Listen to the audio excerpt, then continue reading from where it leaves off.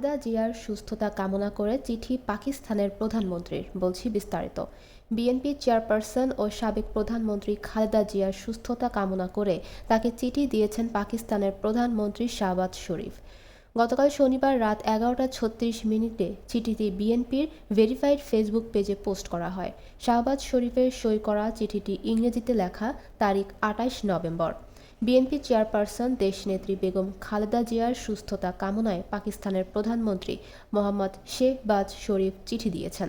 চিঠিতে শেহবাজ শরীফ লিখেছেন, আমি আশা করি আমার এই চিঠি আপনাকে আপনার প্রিয়জনদের ভালোবাসা ও সান্নিধ্যের মাঝে শান্তি ও স্বস্তি এনে দেবে। আপনার সুস্থতার কথা শুনে আমি গভীরভাবে উদ্বিগ্ন এবং আপনার দ্রুত ও সম্পূর্ণ সুস্থতা কামনা করছি। 80 বছর বয়সী খালেদা জিয়া দীর্ঘদিন ধরে হৃদরোগ, ডায়াবেটিক্স, আর্থাইটিস, লিভার সিরোসিস, কিডনির জটিলতা সহ নানা শারীরিক জটিলতায় ভুগছেন। গত রোববার শ্বাসকষ্ট দেখা দিলে দ্রুত তাকে রাজধানীর এভারকেয়ার হাসপাতালে নেওয়া হয়।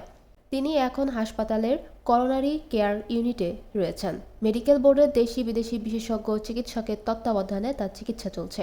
গুরুতর অসুস্থ খালেদা জিয়া গত বুধবার থেকে প্রায় সারাহীন ছিলেন।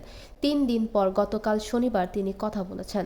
সংশ্লিষ্ট সূত্রগুলো জানিয়েছে, খালেদা জিয়ার শারীরিক অবস্থা গত বুধ, বৃহস্পতি ও শুক্রবারের চেয়ে গতকাল সামান্য উন্নতি হয়েছে। তবে সামগ্রিক সংকট কাটেনি। বিশেষত কিডনির কার্যকারিতা মারাত্মকভাবে কমে যাওয়ায় তাকে টানা 4 দিন ডায়ালাইসিস করতে হয়েছে। খালেদা জিয়াকে দেওয়া চিঠিতে শাহবাজ শরীফ লিখেছিলেন, আপনার সাম্প্রতিক অসুস্থতার খবর জেনে আমি গভীরভাবে উদ্বিগ্ন হয়েছি।